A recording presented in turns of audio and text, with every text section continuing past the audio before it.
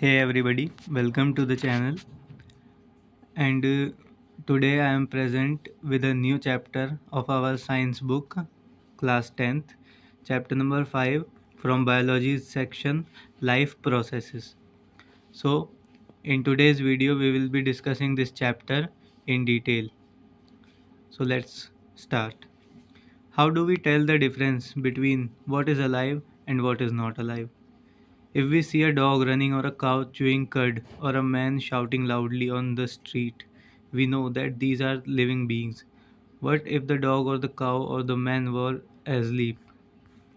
So, in this chapter, we will be discussing the life processes, those processes which are essential for a organism to sustain its life on this earth, यानी ऐसी processes जिनका होना किसी भी organism के लिए काफ़ी ज़्यादा ज़रूरी है, जिसकी मदद से वो अपनी लाइफ सस्टेन कर पाए इस अर्थ पे। लेकिन हम कैसे बता सकते हैं कि कोई चीज़ अलाइव है और कोई चीज़ नहीं?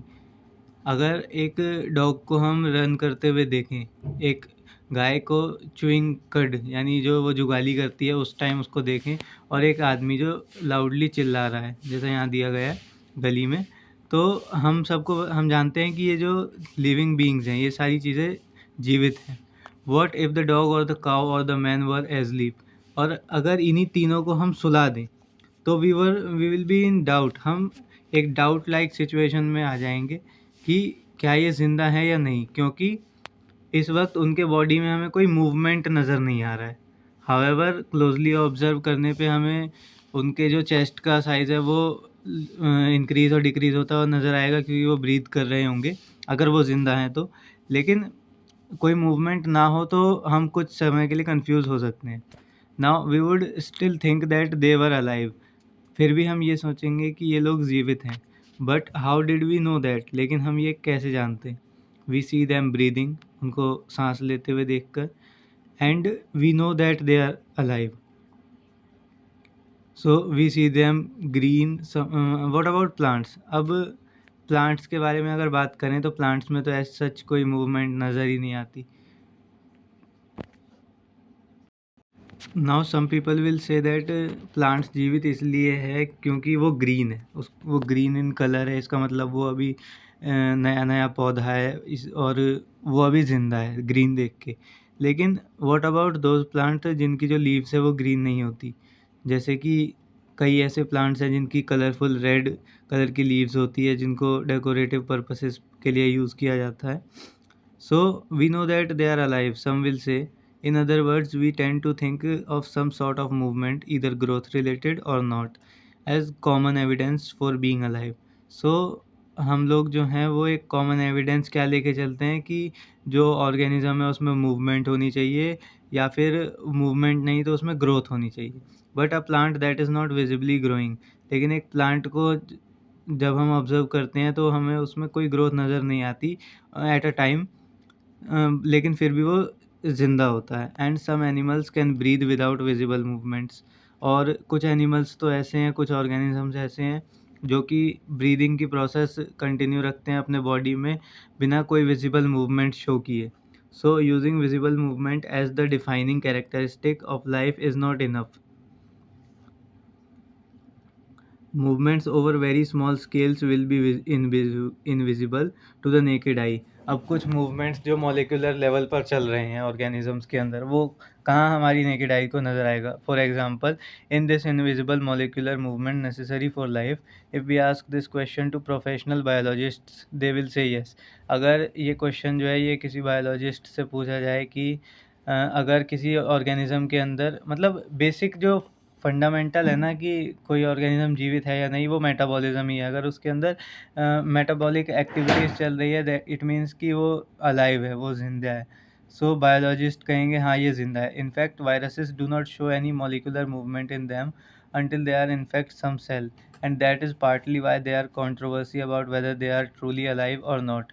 अब वायरसेस के केस में क्या होता है, जब तक वो किसी होस्ट ऑर्गेनिज्म की बॉडी के कांटेक्ट में नहीं है तब तक वो ऐसे ही थॉरली मूव करते रहते हैं सराउंडिंग एनवायरनमेंट में, और लेकिन जैसे ही वो किसी ऑर्गेनिज्म के कांटेक्ट में आए तो वो उसकी जो मशीनरी है बॉडी की उसको हाईजैक करने के बाद अपना रेप्लिकेशन शुरू कर देते हैं।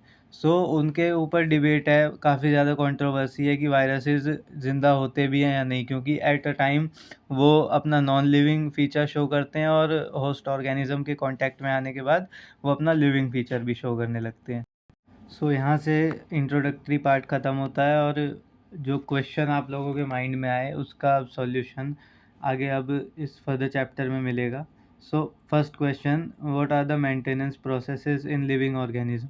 वो कौन सी मेंटेनेंस प्रोसेसेस है लिविंग ऑर्गेनिजम्स में, we will explore in this chapter. और what are life processes, this would be our first topic in this chapter. The maintenance functions of living organisms must go on even when they are not doing anything particular. Even when we are just sitting, even we are just sitting in class ना, और या फिर हम सो भी रहे हैं, this maintenance job has to go on. यानी जो मॉलिक्यूलर एक्टिविटी है हमारे बॉडी में वो कंटिन्यूसली परफॉर्म होती रहती है हमारे सेल्स के द्वारा। उनके अंदर कंटिन्यूसली एनर्जी का नहीं, ग्लूकोज का ब्रेकडाउन होता है, जिसके वजह से एनर्जी रिलीज़ होती है, कार्बन डाइऑक्साइड रिलीज़ होता है और वाटर वेपर्स। तो ऐसी जो मेटाबॉलिक जो एक्टिविटीज़ हैं वो बॉडी में चल रही हैं, और मेनली फंडामेंटल लेवल पे यही मेटाबॉलिक प्रोसेसेस जो हैं वो रिस्पॉन्सिबल है किसी भी ह्यूमन बीइंग को, किसी ऑर्गेनिज्म को अलाइव रखने के लिए, जीवित रखने के लिए। The processes which together perform this maintenance job are life processes. तो वे प्रक्रियाएं जो किसी भी जीव को जीवित रखने के लिए एक साथ परफॉर्म की जाती हैं, उन्हें लाइफ प्रोसेसेस बोलते हैं। फॉर एग्जांपल आपका जो, अब यहाँ पे एक इंट्रोडक्टरी पार्ट में बता दूँ, जैसे अपना ब्रीदिंग सिस्टम है, ब्रीदिंग हो गया, डाइजेशन हो गया, एक्सक्रीशन हो गया, ये सारी प्रोसेसेस लाइफ प्रोसेस है। अगर जो हमारा न्यूरल सिस्टम है वे भी लाइफ प्रोसेस के अंडर ही आता है। अगर इनमें से कोई भी फंक्शन परफॉर्म ना किया जाए, एक भी फंक्शन परफॉर्म ना हो, तो किसी ऑर्गेनिज्म का अलाइव रहना इम्पॉसिबल हो जाएगा। अब यहाँ एक क्वेश्चन अराइज होता है कि क्या रिप्रोडक्शन जो है वो एक लाइफ प्रोसेस है या नहीं। अभी इसके बारे में सोचो थोड़ा, अपना भी माइंड यूज़ करो, and we will be discuss this in further video. Since these maintenance processes are needed to prevent damage and breakdown, energy is needed for them. तो जो ये प्रोसेसेस हैं ये डैमेज को प्रिवेंट करने के लिए, नए सेल्स को जैसे जैसे ग्रोथ होती है तो बॉडी में नए सेल्स का डेवलपमेंट होता है, कभी चोट लग जाती है तो वहाँ के सेल्स डैमेज होते हैं तो उनको रिपेयर भी करना होता है। तो इन सारे फंक्शन को परफॉर्म करने के लिए एनर्जी की ज़रूरत होती है। This energy comes from outside of the body of individual organisms. तो जो हम क्या हैं, हम हेट्रोट्रॉप्स हैं। हम सब ये पहले से ही जानते हैं कि जो ह्यूमन होमोसेपियंस है, ह्यूमन बींग्स हैं, वो क्या है, हेट्रोट्रॉप्स। और हेट्रोट्रॉपिक मोड ऑफ न्यूट्रिशन में भी जो ह्यूमन बींग्स का मोड ऑफ न्यूट्रिशन है दैट इज़ होलोजोइक। होलोजोइक मतलब वो एक सॉलिड फूड स्टफ को आउटसाइड द बॉडी से इनसाइड द बॉडी लेके आते हैं, और फिर बॉडी के अंदर उसका डाइजेशन होता है, देन उससे एनर्जी रिलीज़ होती है, और फिर उस रिलीज्ड एनर्जी को बॉडी में यूटिलाइज कर लिया जाता है। सो there must be a process to transfer a source of energy from outside the body of organism which we call food। तो वो source क्या होता है, that is food, to the inside, a process we commonly call nutrition। और ये process जिसमें कि किसी फूड स्टफ से एनर्जी को डिराइव किया जाए, बॉडी के अंदर यूटिलाइज किया जाए, इस प्रोसेस को क्या बोलते हैं, nutrition. If the body size of the organism is to grow, additional raw material will also be needed from outside। अब जैसा कि बताया कि ह्यूमन बींग्स को या किसी भी ऑर्गेनिज्म को डेवलप भी करना है अपने फिजिकल बॉडी, उसको ग्रोथ भी करनी है। तो ग्रोथ करने के लिए अब ऐसा तो है नहीं कि इलास्टिक की तरह स्ट्रेच कर लेंगे और फिर ग्रोथ हो जाएगी, नहीं, उनको प्रॉपर मटेरियल्स चाहिए।